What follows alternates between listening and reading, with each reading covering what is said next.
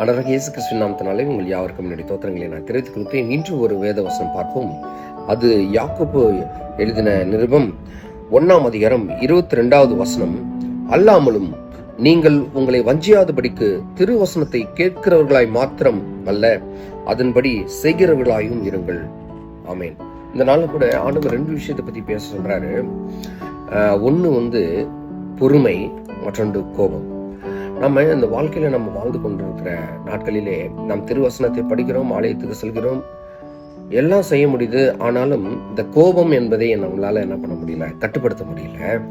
இங்க ஆண்டவர் தெளிவா சொல்றாரு, நீங்கள் திருவசனத்தை கேட்கிறவர்களாய் மாத்திரமல்ல, அதன்படி செய்கிறவர்களாகவும் இருங்கள். அப்ப திருவசனத்தை கேட்கிற நாம் எப்படி நடக்க வேண்டும்? திருவசனத்தை கேட்கிறவர்கள் மாத்திரமல்ல, அதை செய்கிறவர்களாகவும் நாம் நடக்க வேண்டும்.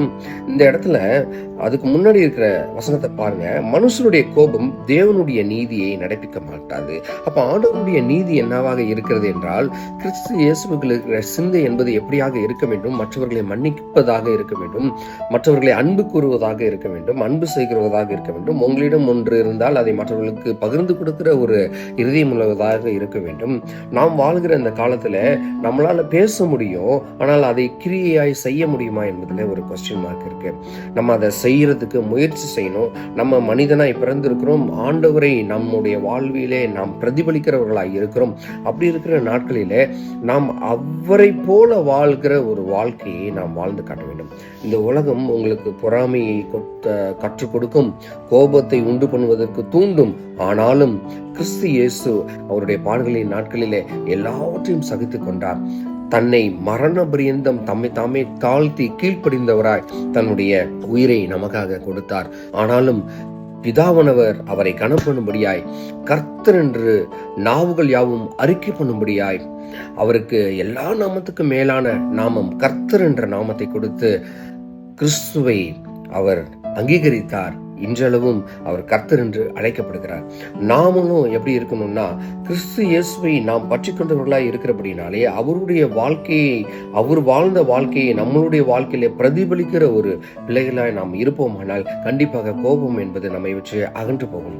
நம்ம அடிக்கடி கோபப்படுறது, அடிக்கடி பொறாமப்படுறது, அடிக்கடி எரிச்சல் ஆகிறது ஒன்றும் இல்லை. ஒரு சின்ன விஷயம் நான் சொல்றேன். இந்த வீட்டில் ஏதாவது ஒரு விஷயம் நம்ம சொன்னோம்னா, ஒன்றும் இல்லை, இந்த சாப்பாடு ஆறி போயிடுச்சு, இல்லை இந்த குழம்பு ரொம்ப ஆறி போயிடுச்சு, அதை சொல்றதுல அதை சூடு பண்ணி கூட சாப்பிடலாம். ஆனால் சொல்றதுல எப்படி நம்ம சொல்றோம்னா, இதெல்லாம் யார் சாப்பிடுவா, இப்படி ஆறி போனதை நம்மளால சாப்பிட முடியுமா அப்படின்னு சொல்றதுனால என்ன ஆகுதுன்னா, பிசாசு பின்னாடி நின்றுட்டு அவன் டான்ஸ் ஆடிட்டு இருப்பான். ஆண்டவருடைய பிள்ளைகள் வெட்கப்படுத்தும்படி, முக்கியமாக கிறிஸ்துவை வெட்கப்படுத்தும்படி அவன் என்ன பண்ணுவான், இந்த மாதிரி சின்ன சின்ன சின்ன ஒரு ஒன்றுக்கும் உதவாத ஒரு கோபம் இது.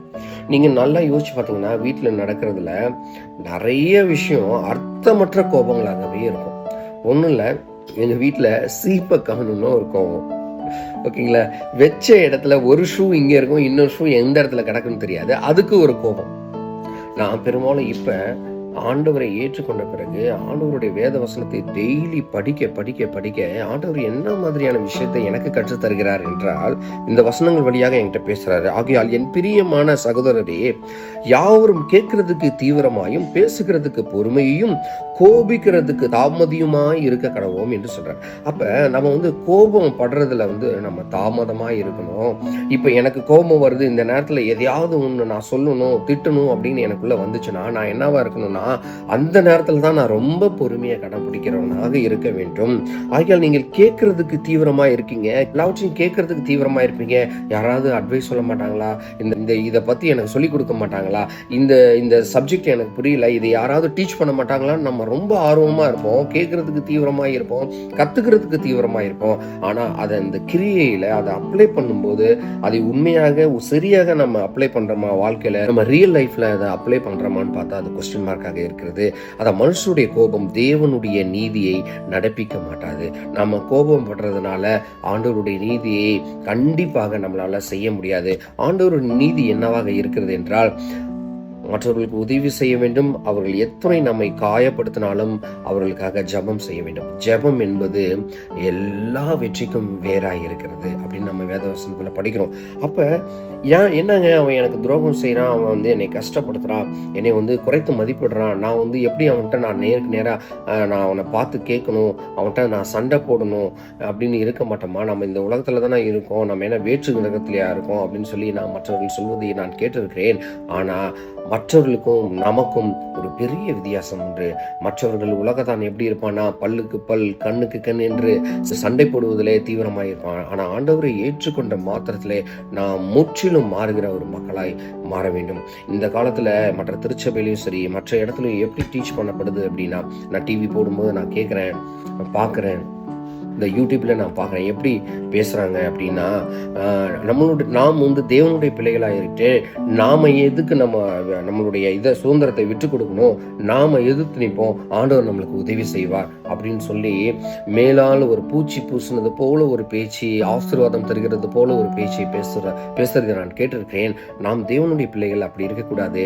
எத்தனை இழுக்கு வந்தாலும், எத்தனை காயம் உங்களுக்கு வந்தாலும், எத்தனை உங்களுக்கு பரியாசம் உங்களுக்கு வந்தாலும், ஒருவேளை நாம் பொறுமையை எழுந்து நாம் கோபத்துக்கு தள்ளப்படுவோமானால் கர்த்தருடைய நீதி கண்டிப்பாக அந்த இடத்துல இருக்காது. கர்த்தர் நீதி உள்ளவராய் இருக்கிறார், அவர் நியாயம் விசாரிக்கிறவராய் இருக்கிறார். நீங்கள் சும்மா இருப்பீர்கள், பழி வாங்குறது எனக்குரியது என்று நாம் படிக்கிறோம். அப்படியாக பழி வாங்குதல் அவருக்குரியதாய் இருக்கிறது. அவருடைய பிள்ளைகள், அவர் மந்தையிலே மேய்க்கப்படுகிற ஆடுகளாகிய நாம் அவர் சொல்படி நாம் நடக்க வேண்டும். ஏதோதானன்ற வாழ்க்கை வாழ்ந்துட முடியாது. எப்போதும் ஆண்டவருடைய வசனத்தை தீவிரமாய் கேட்க நாம் விருப்பப்படுகிறோமோ அப்பொழுதே நம்மளுடைய கோபம், நம்மளுடைய எரிச்சல், நம்மளுடைய பொறாமை குணம் எல்லாவற்றையும் மாற்ற வேண்டும். உங்களுக்கு கோபம், இந்த பொறாமை எல்லாம் எப்ப வரும்னா, பெருமை என்ற அந்த ஆவி நமக்குள்ள வரும் பொழுது இந்த கோபம் ஆட்டோமேட்டிக்கா வரும். என்னை விட இந்த இடத்துல செய்யறதுக்கு யாரு இருக்கா அப்படின்ற தற்பெருமை வரும் பொழுது இங்க வந்து என்ன வரும்னா, ஒரு கோபம் வரும், ஒரு எரிச்சல் வரும், ஒரு பொறாமையின் குணம் வரும். எப்ப தான் என்ற அந்த எண்ணம் வருகிறதோ, பைபிள் சொல்லுது, உன்னை ஒரு பொருட்டு என்று எண்ணினால் உனக்கு ஐயோ என்று நம்ம பைபிள்ல படிக்கிறோம். ஒரு பொருட்டு என்ற நான்லாம் என்ன ஆண்டவரே, நான் ஏமாத்திரம், என் குடும்பம் ஏமாத்திரம். நம்ம அடிக்கடி நம்ம படிச்சிருக்கோம், எத்தனையோ ஊழியக்காரர்கள் பேசி நாம கேட்டிருக்கோம், நான் ஏமாத்திரம், என் குடும்பம் ஏமாத்திரம். இப்படி உண்மையாய் தேடுகிறவன் என்னை கண்டடைவான் ஆண்டவர் சொல்லியிருக்கிறார். அப்ப உண்மையாய் உங்க இருதயத்திலிருந்து நான் ஏமாத்திரம், என் குடும்பம் ஏமாத்திரம் என்று சொல்ல முடியுமா? கண்டிப்பாக நீங்க சொல்வீர்களானால், கண்ணீரோடு சொல்வீர்களானால், கண்டிப்பாக கர்த்தர் உங்களுக்கு நீதி செய்கிறவராக இருக்கிறார். பழி வாங்குதல் எனக்குரியது, நீங்க கோபப்படாதீங்க, நீங்க பொறாமப்படாதீங்க, நீங்க பெருமையா இருக்காதீங்க என்று ஆண்டவர் இந்த நேரத்துல சொல்றாரு. எனக்கு என்ன புரியுதுன்னா, 12 சீசர்கள் ஆண்டவராகிய இயேசு கிறிஸ்துவோடு பயணித்திருக்கிறார்கள். ஒன்றும் யாரும் படிப்பறிவு மிக்கவர்கள் இல்லை, எல்லாம் சாதாரண நிலையில இருந்தவர்கள். டாக்ஸ் கலெக்டரா இருந்தாங்க, மீன் பிடிக்கிறவர்களா இருந்தாங்க. ஆனாலும் கர்த்தர் ஒரு விஷயத்த டீச் பண்ணதை எல்லாரும் ஒரே மாதிரி கடைபிடிக்க முடியுது என்றால் நம்மளால ஏன் அதை கடைபிடிக்க முடியாது? ஒரு திருச்சபையில ஒரு வேத வசனம் படிக்கப்படுது, அந்த வசனத்தை பிரசங்கம் பண்ணுகிறார்கள், அந்த பிரசங்கத்தின்படி என்னால நடக்க முடியவில்லை என்றால் நான் வந்து அந்த திருவசனத்தை சரியாக உள்வாங்கவில்லை என்ற அர்த்தம். சப்ஜெக்ட், அவங்க டீச் பண்ற சப்ஜெக்ட் எனக்கு புரியவே இல்லை என்று அதான அர்த்தம். இப்படியாகத்தான் நான் எடுத்துக்கொள்ள முடியும். ஆலயத்துக்கு போகிற நாம் அங்க பிரசங்கிக்கிற அந்த பிரசங்கத்தை உள்வாங்குற முயற்சியை நாம் எடுக்க வேண்டும். எப்பொழுதும் வெளியில நின்றுட்டு ஏதோ நம்ம ஒரு கட்டுக்கதையை பேசிட்டு ஏதோ நம்ம வர்றதுல எந்த அர்த்தமும் கிடையாது. நம்ம ஆண்டவருடைய பிள்ளைகள் என்று முத்திரை குத்தப்பட்ட நாம், கிறிஸ்துவை நாம் சொந்த இரட்சகராக ஏற்றுக்கொண்ட நாம் கண்டிப்பாக வேத வசனத்தை தெரிந்து கொள்ள ஆவலாக இருக்க வேண்டும். அதனால்தான் நீங்க கேட்கறதுக்கு தீவிரமா இருக்கிறீர்கள், பேசுகிறதுக்கு பொறுமையாகவும் இருங்க, கோபப்படாதீங்க, கோபப்படுறதுக்கு தாமதமா இருங்கள் என்று இங்க யாக்கோபு பேசுறாரு.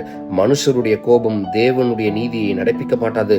ஆகையால் நீங்கள் எல்லாவித அழுக்கையும் கொடிய துர்குணத்தையும் ஒழித்துவிட்டு உங்கள் உள்ளத்திலே நாட்டப்பட்டதாயும் உங்கள் ஆத்துமாக்களை ரட்சிக்க வல்லமையுள்ளதாயும் இருக்கிற வசனத்தை சாந்தமா ஏற்றுக்கொள்ளுங்கள். ஆண்டவருடைய வசனத்தை நம்ம படிக்க படிக்க நம்மளுக்குள்ள ஒரு சாந்தம் வந்துருங்க. என்கிட்ட சொல்லுவாங்க, உங்களுக்கு வயிறுலாம் புண்ணா இருக்கா, கொஞ்சம் நெஞ்செரிச்சலாக இருக்கு, இந்த மாதிரி ஒரு அசிட்டிக் ப்ராப்ளம் இருக்கு, இது எப்படி சரி பண்ணலாம் அப்படின்னா அவங்க ஒருத்தவங்க சொன்னாங்க, நீங்கள் டெய்லியும் காலையில் எந்திரிச்ச உடனே நீங்கள் தண்ணி குடிச்சிட்டு கொஞ்சம் நீங்கள் வாக் பண்ணி போய் நீங்கள் என்ன பண்ணுங்க, இளநீர் சாப்பிடுங்க. இளநீர் நீங்கள் சாப்பிடும்போது கண்டிப்பாக உங்களுக்கு அந்த புண்ணெல்லாம் குணமாயிடும் அப்படின்னு சொன்னாங்க. ஆகவே கர்த்தர் நமக்கு எப்படியாப்பட்ட ஆசீர்வாதத்தை நம்ம வாழ்க்கையில கொடுத்திருக்கிறார். இந்த நேரத்துல எனக்கு இந்த பொறுமை எனக்கு வரணும் அப்படின்னா, கோபம் என்னை விட்டு முற்றிலுமாக அகன்று போகணும் அப்படின்னா, இந்த வசனமாகிய இதை நான் தியானிக்கணும், இதை நான் உணவாக எடுத்துக்கொள்ள வேண்டும்.